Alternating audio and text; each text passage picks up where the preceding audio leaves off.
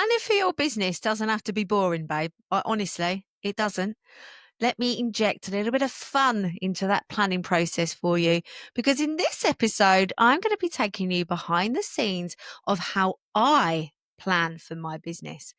And it is filled with all of the wonderful hormones and joy that our body gives us: serotonin, dopamine, blah, blah, blah, all of the joy. I love it. I love planning for my business because I get so friggin' excited about it.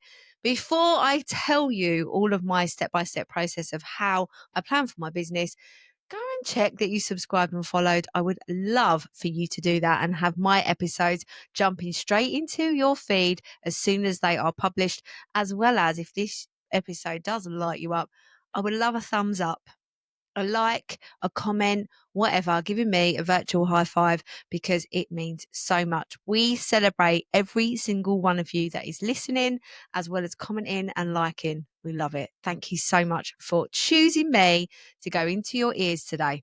So, I'm guessing the fact that you're listening to this episode, you've got a business. Yeah. Okay. So where are you with your planning right now? So if you're listening to this episode, it's gone out in May 2025.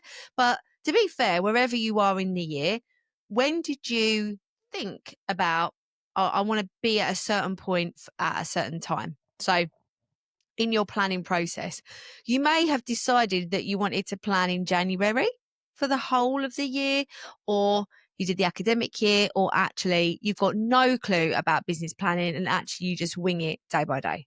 Yeah. Which one? Am I guessing it's the last one? Okay, no worries.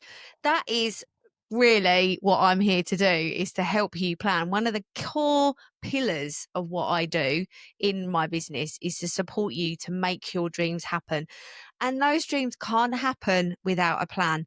But the most important thing we have to start with is that vision. So I'm going to peel back the curtain and let you in the back end of my business. That sounded a little bit rude, didn't it? Come in my business and I'm going to share with you the planning process. So, back in September 2024, well, actually, it started in August 2024, I started to think about where my business was going to be for the year ahead. Inside the Vivid Business Club, and if you are one of my one-to-one coaching clients, what we do is we plan from September all the way around into the end of August every year. And there was a very important reason we do this. It's because we are built for academic years. Now, if you are listening in the Southern Hemisphere and your academic year is a little bit more round, like you break up in December and you go back at the end of January, I think, like you have your 6 weeks there, it still works. It still works for you if that's the case, because the reason that I plan for my business like that is because of the summer months being longer days. Even in September, things are longer. I don't have as much on my plate. But even if I do have stuff on my plate, I can manage it a little bit better because I don't want to hibernate. Now, if you are in the Northern Hemisphere, January, I am still full of cheese and wine. I have not got the time or the energy to plan for my business. And when I was first starting out, I tried really, really hard, really hard. But remember, I used to be a teacher. I left education.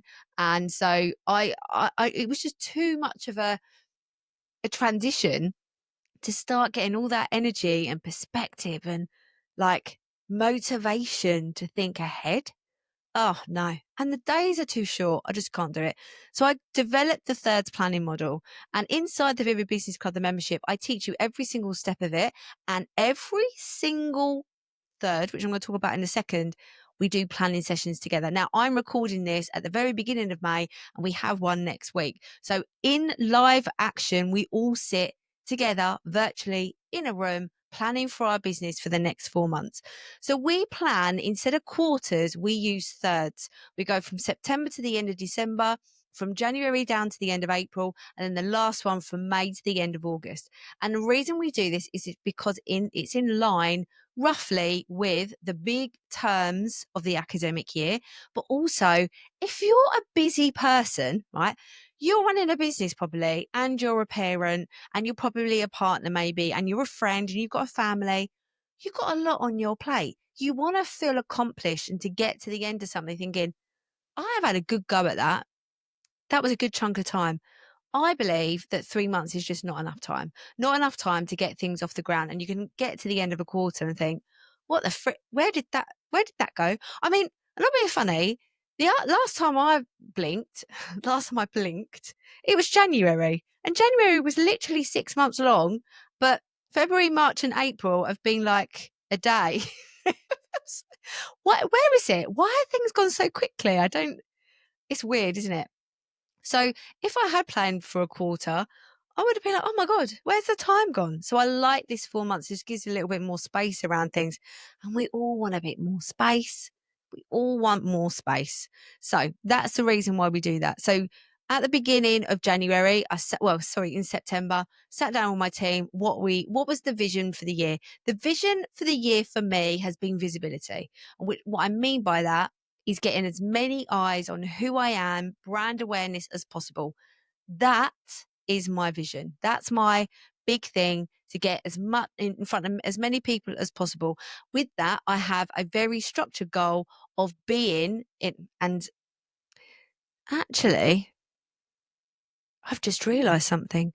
I had a goal of being in front of people and going to events, in 100 events and podcast episodes and guest speaking gigs in a year. But I just realized that was for 2025. Do you know what? I would like you to just remove this part of the episode from your brain. But because I got a little with that goal, I was like, oh, I'm 40 now. So I need a goal for being 40. And that was my 40 goal. But anyway, let rewind. In September, I wanted to grow my visibility and get more eyes on me. And that was how we're going to do that. And so we've worked on maximizing and amplifying the podcast. As if you're an OG listener, you know this podcast is getting better and it is growing. So that's good. We're getting more ears onto the podcast. The other thing is I am going and speaking at events. I am doing more in-person events. I am I'm increasing my social media presence. I'm being really consistent. At the moment, I'm on day 72, I think, of an Instagram sprint. I'm going to do an episode all about 100-day sprint on Instagram and what I learned once I've done it, and I'll share that with you. But just being really consistent with my social media marketing, but even more than that, actually being intentional and being like, this is what is the intention of every single episode of the podcast, every single reel, every single social media post, showing up on LinkedIn, everything with intention. So that's what I did. So that was my vision. Then I split it into bold goals. Now, you can do that all in one go, but I like to do it in chunks. So we did it in September. January, we did it, and we've just done our last bold goals for the end of the year, up until the end of August. They were very similar to January's. And the reason why is we were testing a lot in January, February, March, and April. A lot of testing, a lot of consistency, a lot of, is this going to work? We need to see. And I think that when you are changing things and pivoting slightly, you've got to hold your nerve. You've got to bed in and trust the process, because if not, you're just not giving yourself enough time. So whether you're going to change up the consistency of your social media posting, or attending networking events, or potentially working on SEO for your website, all of these things need time to actually start working. We are all programmed. Remember that episode about delayed gratification? You're more programmed to get that instant hit about like getting the likes and the follows, blah, blah, blah. But that's not building a sustainable business. So we really bedded into those things that are going to take time to see the wins. But we planned them out, and they created our brave actions. And the brave actions are all about testing and pushing the edge of what we're comfortable with in showing up, and especially me. Like my team are guided by me and what the direction of what is feeling good for me. We had a bit of a flop of a launch in February, like I'd said. I've done a whole episode about that, and that has changed the direction of the business and what I wanted to do quite a lot, actually. And we are working on that process now. Does it look like that on that part of the business? What does it look like going forward? So that was our brave action. And then I tap in every week to what is important and what is a priority to those goals. And this is the key thing with business planning. You could learn my third planning model. I can give you all of the worksheets and the workbook, hold your hand through the process in the group sessions, in the business boost sessions inside the membership. I can do all that for you. But if you don't want that, all I ask is for you to have a really clear vision and intention for your business. It doesn't have to be always money orientated. One client for me was like, my sole goal is to work less. I want to reach a certain income. Can I do that and work less? Looks like we can. We're changing our prices. It's all looking very good for her. But it wasn't about making more money for her in essence. It wasn't about getting more clients or more traffic. It was maximizing the clients she's already got, the network, the audience she's already got, but working less as well. Like she's just carrying the weight of her business a bit too heavy for her. So it doesn't always have to be, oh, I want more money. Get me to 5K months, get me to 10K months. But where's the joy in that? Like I recently, 2 weeks ago, that episode that I did about coaching for small business owners, I really spoke about the ugly side of coaching. And I'm sick to death of seeing coaches that are just like, what's the goal? What's the goal? Money, money, money, money. And I've not really leaned into it. I have encouraged my clients and members to think big about money, but that's to do with money mindset. That's not always to do with business planning. So there's a little bit of might need to do an episode just on that. Don't I? Yeah, money. I need to do some more money mindset episodes. So in essence, or in summary, this is the behind the scenes of how I plan for my business. I set my vision once a year in September. I break that down into the bold goals where I work on thirds instead of quarters, 4-month chunks. Then we look at the brave actions of how we are going to achieve that bold goal. And then every single week, I set that focus. What's on my list that prioritizes my bold goal and my brave action? And just a little bonus secret here, my love. As soon as you start stepping into your power, really loving what you do, really loving your work and the fact that you get to do this and you show up with more energy and more joy and more fun, the money comes in. It's when you decide that I have everything I need, but I want more. That is the magic sauce. That's the magic sauce that brings in those sales. All right.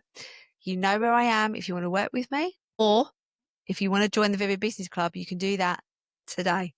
Have a wonderful rest of your day, my love. I will speak to you soon. Thank you so much for listening to the No Rest for the Vivid podcast. Written, produced and hosted by Claire Hill, and music has been composed by my brother, Phil Vick.